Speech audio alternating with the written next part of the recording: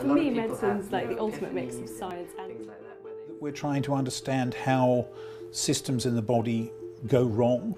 Firstly, we want to understand how they go right, and then secondly, how they can fail. For me, medicine's like the ultimate mix of science and people skills. I don't think I'd like to do just pure science because there's not enough interaction with people, and I wouldn't like to do just pure humanities because there's not enough science. A lot of people have, epiphanies and things like that where they realise that medicine is a course for them. I think for me it was a decision that I spent a lot of time thinking about.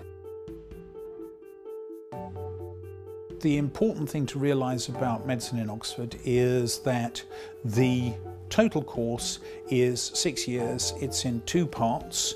There's a competitive application to the second part, and not everybody who does the first 3 years to graduate here will do the clinical course here. We have 2 years of science-based learning, and then we do an extra 3rd year, and then we go into our clinical studies. The first part is an unashamedly scientific exploration of the basis of medicine, and that distinction, I think, is becoming increasingly rare in medical schools in the UK, or medical courses in the UK. I really didn't know much about the different topics within medicine, but the first 3 years give you a chance to experience a bit of everything and then see what you like and then delve further into that. My first year in medicine at Oxford was somewhat overwhelming, I would say, at the start. When they realise it about halfway through the first term that this is actually a big step up and the expectation is actually now on a different level entirely,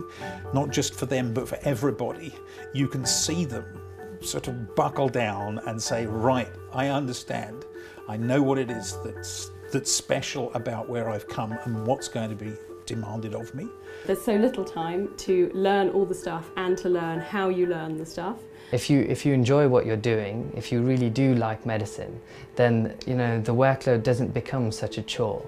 As a second year medic in Oxford, my typical week probably looks like about 15 to 20 hours of lectures and 3 tutes, and for each tute you'd be expected to write an essay or prepare a piece of work, so there's quite a lot of work involved.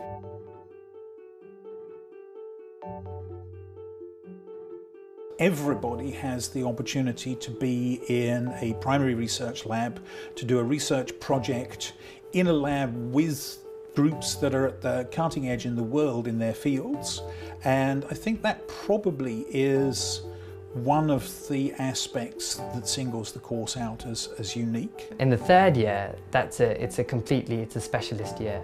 So you get to pick your own research project in a field that you enjoy, and then secondly you get to pick an option as well that you enjoy. So for example, I really liked the heart, so I picked a project that was related to that, and then I picked my option which was related to that as well. One of the things I think that I'm particularly excited about is the number of research publications that are now permanently part of the primary research literature in biomedical sciences that have an Oxford undergraduate medical student as one of the authors.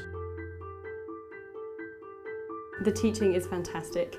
We're given a lot of support, both in college and at a university level, and we're often taught by experts in their fields, which does mean that they're very often very passionate about what they do, which is great, but they give you loads and loads of information, nowhere near the amount that you could possibly learn. There's a level of support that runs through the whole course, whether it's demonstrators in practicals, whether it's tutors in tutorials, that will make sure not only that all of the teaching that you need is available, but that the way you engage with it and the extent to which you understand is also being continuously reinforced.